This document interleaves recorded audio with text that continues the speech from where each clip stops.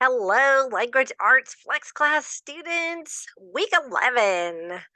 I seriously hope you're enjoying the class and learning something. I know I think I said that last week too, but I love to teach and I love to write and I love to help students find new authors that they like to read, just, you know, and be a better writer.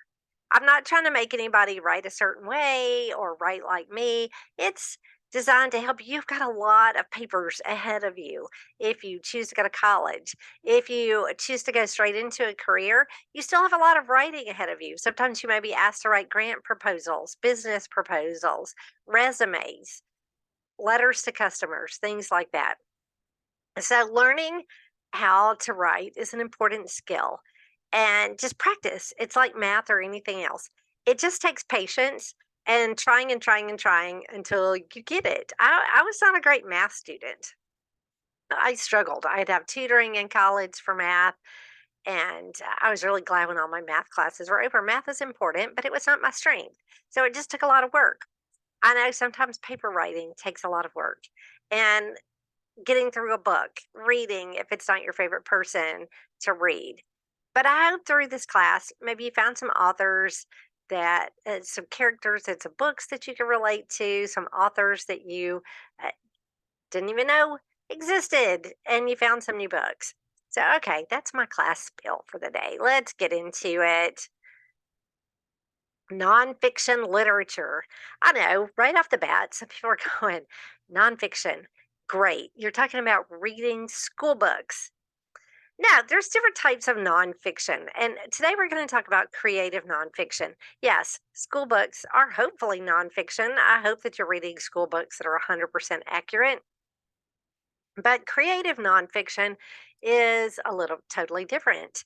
Creative nonfiction is meant for a broader audience than somebody who's a student. It includes memoirs, personal essays, feature length articles in magazines, and narratives in literary journals. I am a magazine article writer along with being a novelist. I love that is actually my first passion in writing. I was a writer on staff at a large university in Nashville, Tennessee, and I would interview people and write the magazine articles. Before that, I wrote for a local one, and then I wrote for two international magazines, and I interviewed authors monthly and I would always have the center spread uh, of the magazine, and I loved it. I loved it. The trick to creative nonfiction is you're writing nonfiction. It has to be 100% true. Like, I never lied in a magazine article, but you find an angle that's interesting and make it more readable than just a straight encyclopedia article about the person that you're writing about. It's it incorporates techniques from both fiction and poetry in order to create accounts that read more like a story instead of just a news story or an encyclopedia article or a school book. Why write creative nonfiction instead of just writing an academic paper or a journal article? Because you reach a broader audience. You're introducing a topic that you're passionate about to a broader audience when you make it interesting to read. Does that make sense? So, the term creative nonfiction is credited to Lee Gutkin, who defines this genre as, quote, true stories well told. Now, this genre has existed throughout history, however. Families, businesses, nonprofit groups, faith groups have passed down their stories through many generations. The storytellers used factual information, but they told the stories in an interesting way so that listeners would pay attention and remember the information. If you make it boring, nobody's going to pay attention and nobody's going to remember it. They're like, I don't know. A teacher talked about some kind of authors. I have no idea. So, look, I have a typo. That drives me crazy. There we go. I know you're thinking this teacher is crazy. No, I am a proofreader. And when I miss something, it drives me crazy. Creative nonfiction. Creative nonfiction is still written with the basic elements of a story. It's got characters, plot, setting, theme, conflict, some type of rising action, and a resolution. It has to be based on truth. It has to be. You cannot take liberties if you're calling it nonfiction. You can't say, well, I think, or it could have been this way. No, it has to be based on truth. You have to do research. All writers do research for fiction. I mean, I researched for fiction as much as I researched for nonfiction, but because I wrote historical fiction and I had to be accurate. But if you're taking liberties with stretching the truth, putting things in that are not accurate, you can't call it nonfiction. It's just historical fiction. So it has to be based on truth and relies on the author's accurate retelling of the events or the lives in the work. So, what counts as creative nonfiction? It could be anything from a book length autobiography to a 500-word food blog post. It can fall within that genre. So, blogs are creative nonfiction. This genre borrows aspects again from both poetry and prose. The writers hope to reach the readers on an intellectual, an emotional, and social level. So they're trying to share with you something that's important to them. They're trying to get you to see a perspective, take a new look at history, understand something from a different point of view. It's absolutely beautiful when that happens, when we can have conversations with somebody through creative nonfiction. Can you tell I like the genre? Okay, now we're going to have to um, expand this just a little bit, but you'll see. This is, I'm going to make it bigger so you can see a little bit. Maybe you can read a little bit part of it. This is one of my magazine articles for a magazine that ran for many, many, many years called Southern Writers Magazine. They still have an online presence. I interviewed Ron Rash, and it was when his book was being made into a movie, Serena. Fascinating interview. I loved it. We have a graphic designer on staff who did the layout, got the picture, things like that. But all the words are mine. And this is an example of creative nonfiction. Everything in this is accurate. I took the angle of when he talks about perseverance, and everything that I wrote about Ron Rash centers on that idea that he persevered through his career. It's easy to look at Ron Rash's career with 14 published books and numerous awards and assume that he has always known his work would delight both readers and publishers. Rash knows the truth behind his writing career, however. He knows that not all writers start with a bestseller. And then I go on to tell part of his story in this magazine article about how he became a writer, what he thinks is interesting. And throughout that, I kind of repeat on and off the idea that perseverance is key. He didn't give up uh, when it matters. And let's see, I think I ended with that too. Let's see if I could get down there. Um, When asked what he was like readers to know about himself, Rash replied, I'd like to think that people know that there's humor in my life.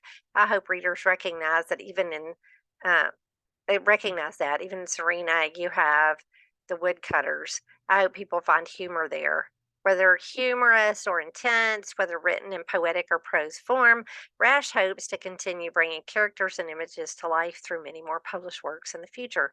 He may have gotten a slow start as a writer, but I can't, I lost it. But his career is constantly soaring now. Readers are thrilled that Rash persevered. So I kind of bookended it with the idea of perseverance. Okay, so that's an example of creative nonfiction. I would do that every month. And you take the truth. I interviewed him. Everything in there's truth, but you write it more like a story instead of just like I said, instead of an encyclopedia. I could have just said, Ron Rash was born here. Ron Rash went to school here. Ron Rash did this. Ron Rash did that.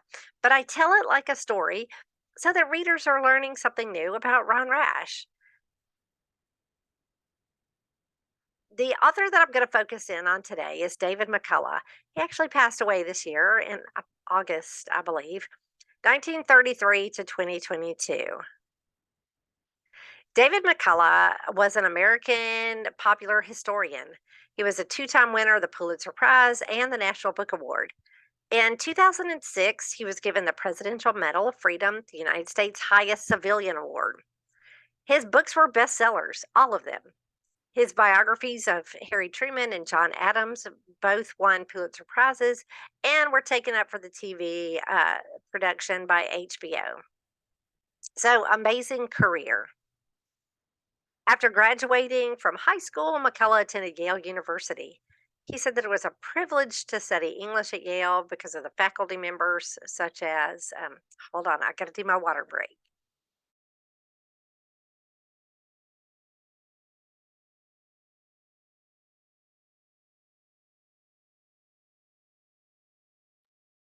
Maybe this is a thing. You see people on stage, like singers and everybody, they have the little things of water. I have my limit of how much I could talk without taking a water break.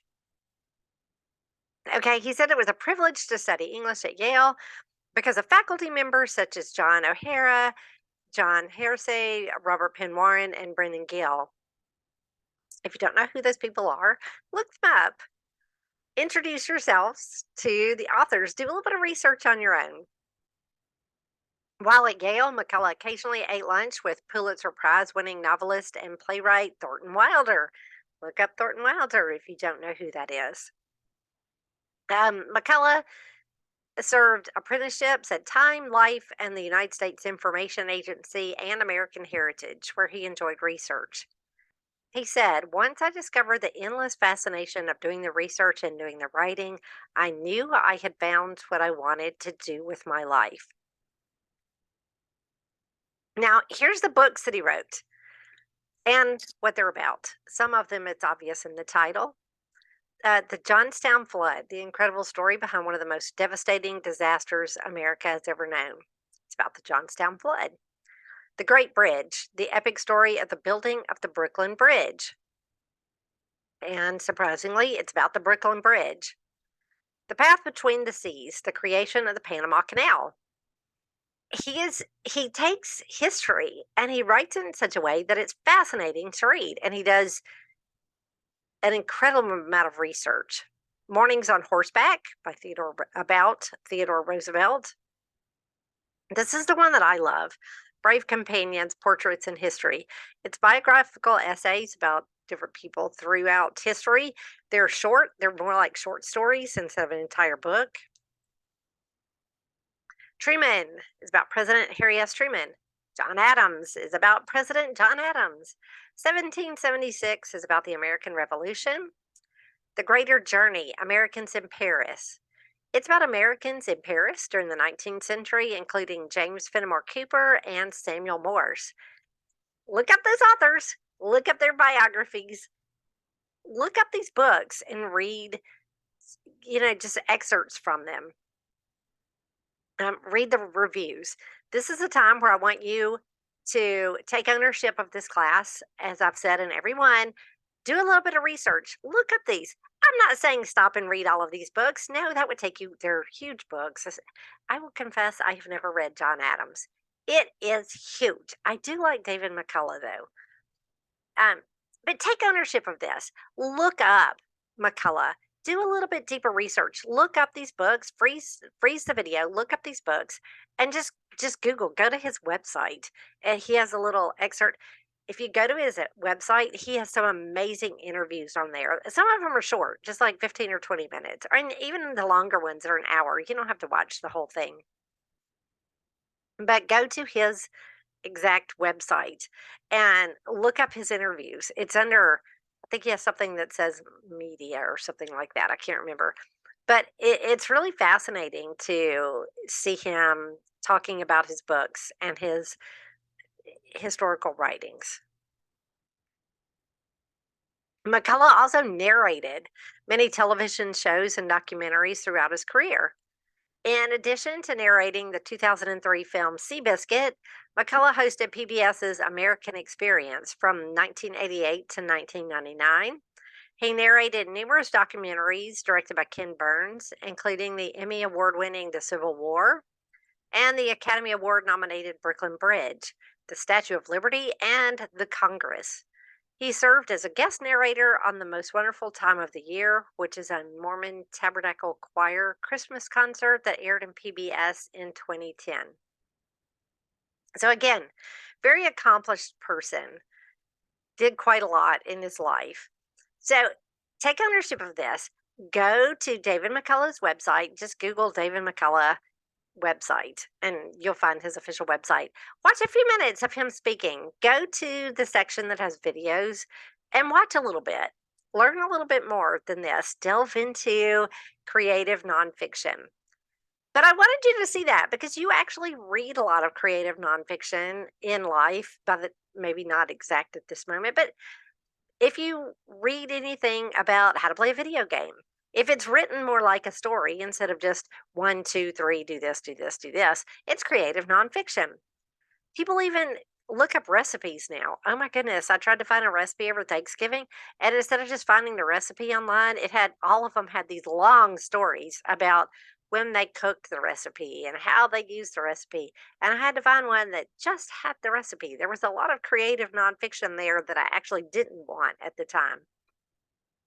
But travel blogs, if you're going somewhere, we look up a lot of creative nonfiction and read about things. If you have a sport that you're interested in, and the website articles, I would say magazine. There are websites, a lot of them are basically online magazines now.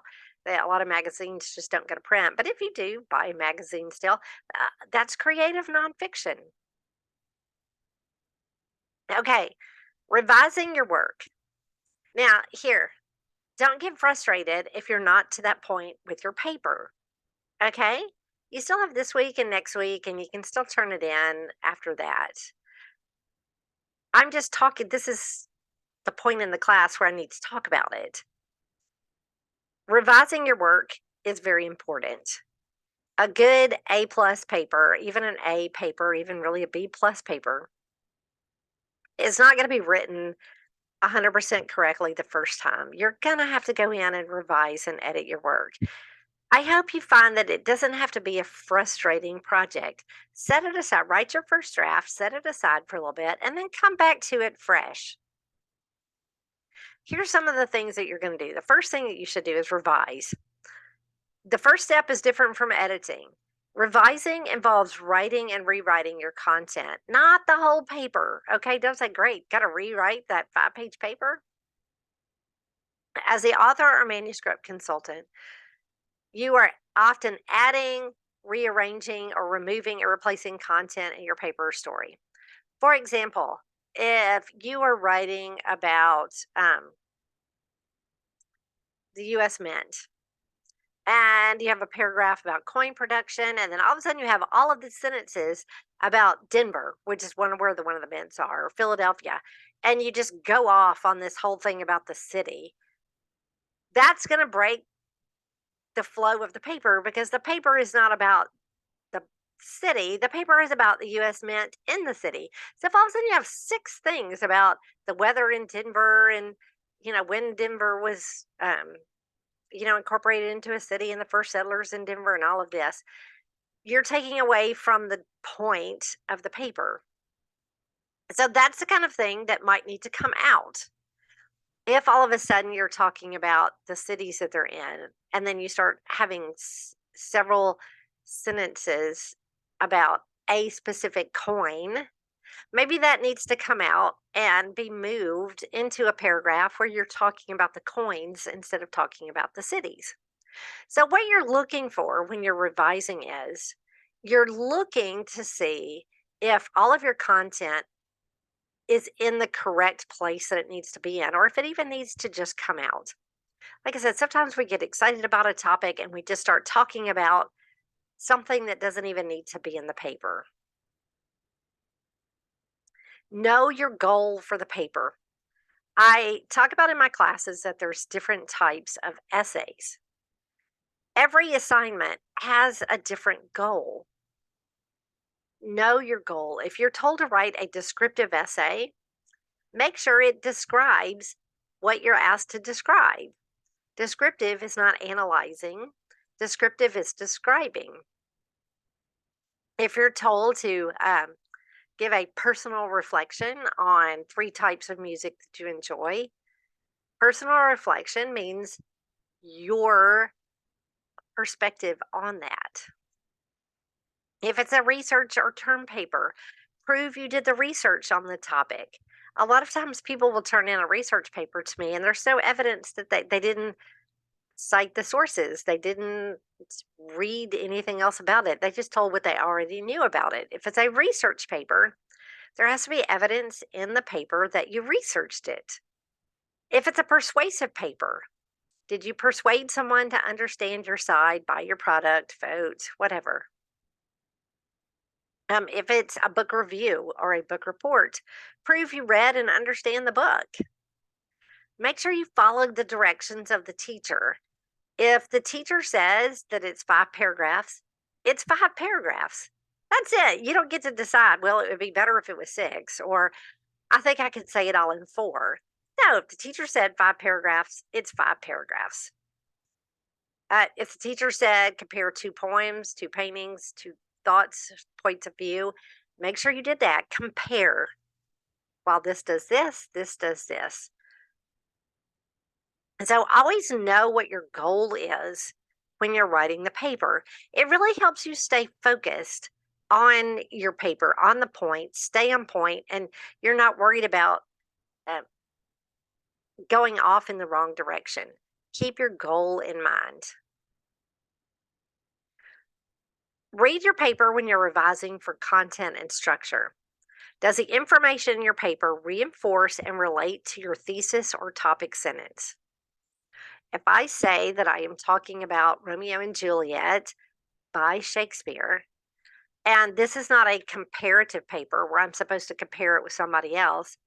If I say I'm going to talk about Romeo, Juliet, and the Friar, those are the 3 characters that I should talk about. If that's what I say in the thesis, that's what I should talk about. Does each paragraph flow smoothly and stay on topic? Each paragraph should have a topic sentence that tells the reader what's going to be in that paragraph. Stick to it. Does it have smooth transitions between paragraphs? You could just use keywords like while Romeo did this, Juliet did this. You're tying it together. Or Juliet also struggled with family relations.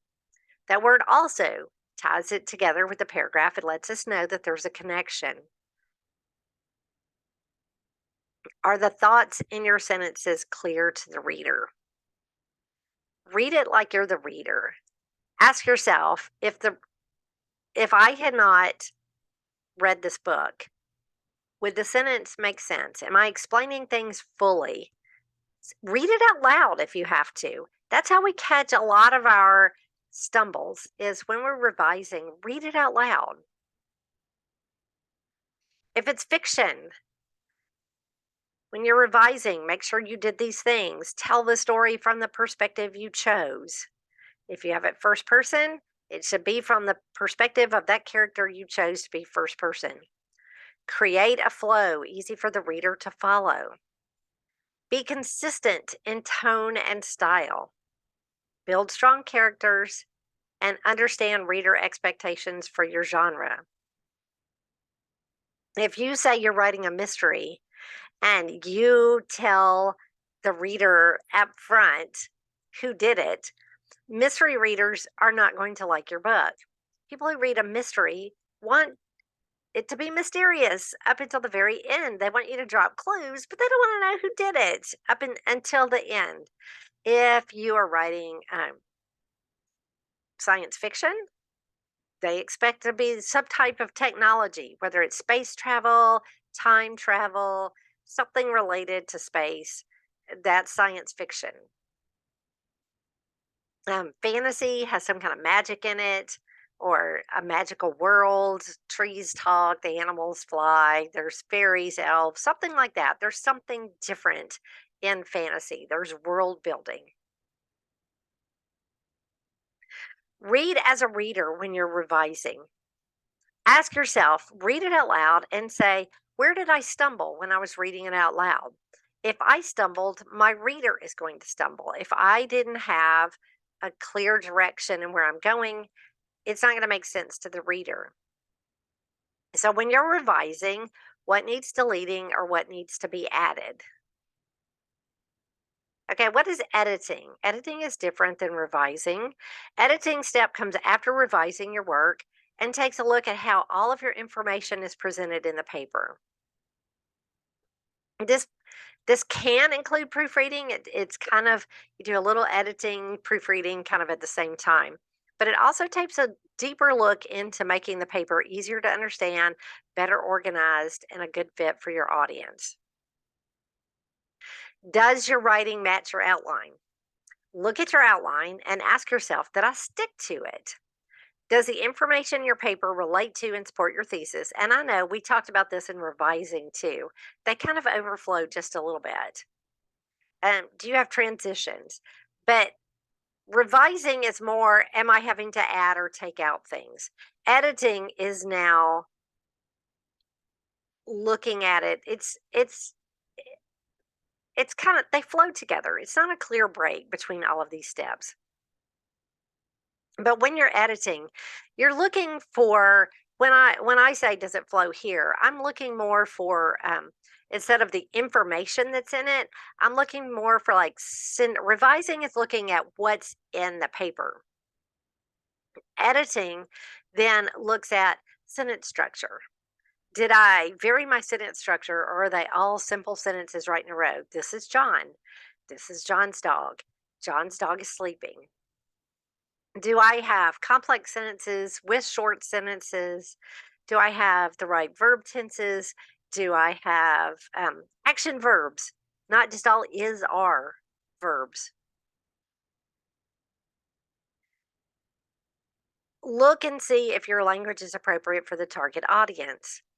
If this is a research paper, it should not have informal language in it. It should not say y'all. It should not say stuff. Things like that. That's for more informal writing, can use words like that. Does each word serve a clear purpose in your paper? Do you carry a consistent theme throughout your work? Is your tone consistent throughout the work? Do you have consistent verb tense throughout the work? Are your sentences or lists balanced? Finally, proofreading. This should be the last thing that you do, the very last thing. You are satisfied that you don't need material put in or taken out. You've checked your sentence lengths and make sure that some are longer, some are shorter, some are compound complex, some are simple sentences. So all that's done. One more read through just for spelling and grammar. What I suggest is, and I gave you one in class. If you don't have it, tell me and I can put it back in the classroom. But keep a short grammar review where you know where it is and read it over right before you proofread. Where do you use commas, check spelling, things like that. It's easier to get it wrong if you have not done a quick review. Know your weakness as a writer. Know what you might miss and focus on checking that area of your paper. If you know that you're a horrible speller, we all have a weakness. Okay. So that's not saying you're a bad writer. Don't beat yourself up for saying, I have a weakness. We all have a weakness. There's something we don't do well. If it's comma usage, check all the commas or look for where you're most likely to leave them out. If it's, I have one student who just doesn't like to capitalize the words at the beginning of the sentence when he's writing the first draft. So when he just types, which is not bad because he's an amazing writer. You're like, how do you not know how to do that? You learned that in first grade. He's an amazing writer, but he knows he doesn't do that. So when he's proofreading his paper, one of the first things he does is go through the paper and make sure he capitalized the first word of every sentence. He gets A plus papers, but he knows that when he's typing, he doesn't do that. So know your quirks, know what you don't do well. Don't beat yourself up if you're not at this page, at this spot on your paper. Okay. It is okay that you're wherever you are. That is part of the learning process is you will get fast. If you feel like you're behind, it's like math or anything else. Just keep plugging away. Reach your goal, set your goal, when you have a writing goal, you have to set a little bit of time. If you're not the world's best paper writer, instead of just beating yourself up and sitting in front of the computer for 5 hours saying, I don't know if I can do this. This is hard. Let me try. Set a 30-minute writing goal. Say, I'm going to see if I could get one paragraph written in 30 minutes. Here's my research on it. I'm doing this author or this historical event. I'm going to do it for 30 minutes. I'm going to get a paragraph written. It'll be a first draft. It'll need to be edited a little bit. That's okay. You'll have a first draft. Come back later, set another 30-minute goal, and say, I could do this. I'm going to write the next paragraph within this 30 minutes. Very, very doable. Okay. 45 minutes if you need it. But that way you're doing it in smaller sections. It's psychological. Instead of saying, I have a 5-page paper and you're sitting in front of it. I can never sit down and say, I have to write an 80,000 word novel. No, I set a writing goal and say I'm going to write a chapter or half a chapter, or I'm going to edit this today. I don't come to a project and saying, okay, here we go. Oh, 80,000 words. How am I ever going to get that done? I set smaller goals and make it reachable. You've got to have dedicated time every day that you come to it.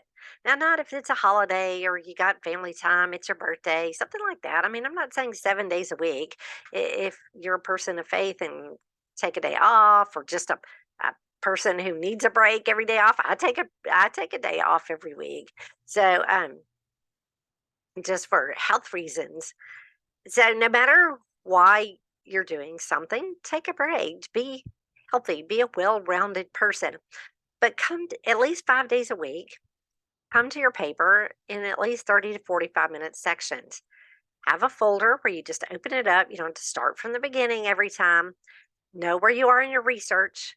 Only read over what you're writing about that time. Don't go into the second author if you're still writing about the first author. Break it down into steps, and it's really doable. Okay. I believe in you. I know these papers, if you're not a natural paper writer, it really can be challenging. Okay. But break it down in steps. Try not to get overwhelmed and just turn it in steps. Okay. All right. I totally believe in you. You've got this. Let me know if you have questions. Classroom is there. Hope you have a good week.